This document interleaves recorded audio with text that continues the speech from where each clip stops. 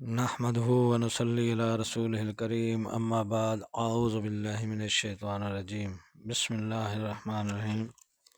حاضرین کرام السلام علیکم ورحمۃ اللہ وبرکاتہ۔ خوابوں کی تعبیروں کے سلسلے میں حاضر ہیں۔ خواب میں گلاب یا گلاب کا پودا دیکھنے کے حوالے سے تو حاضرین اس کی مختلف صورتیں ہیں اور اس کی مختلف تعبیریں ہیں۔ ان سب تعبیروں کو جاننے کے لیے اس ویڈیو کو آخر تک دیکھیں۔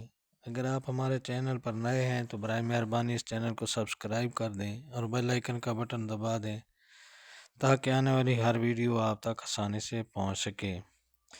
تو چلتے ہیں خواب کی تعبیر کی جانب۔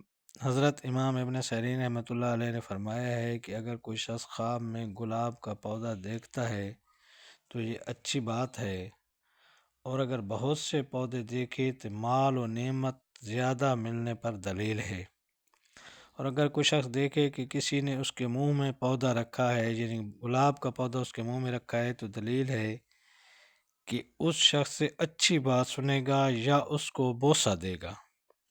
حضرت ابراہیم کرمانی رحمۃ اللہ علیہ نے فرمایا ہے کہ اگر کوئی شخص دیکھے کہ اس کے پاس نبات کا ڈھیر ہے، یعنی پودوں کا ڈھیر ہے، تو دلیل ہے کہ اسی قدر مال اور نعمت حاصل کرے گا۔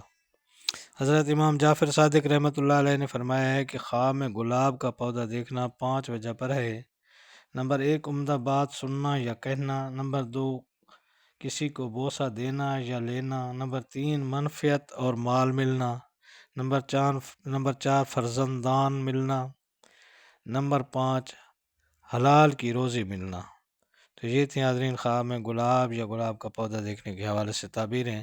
اللہ تعالیٰ آپ کو اپنے حفظ و امان میں رکھے۔ السلام علیکم ورحمۃ اللہ وبرکاتہ۔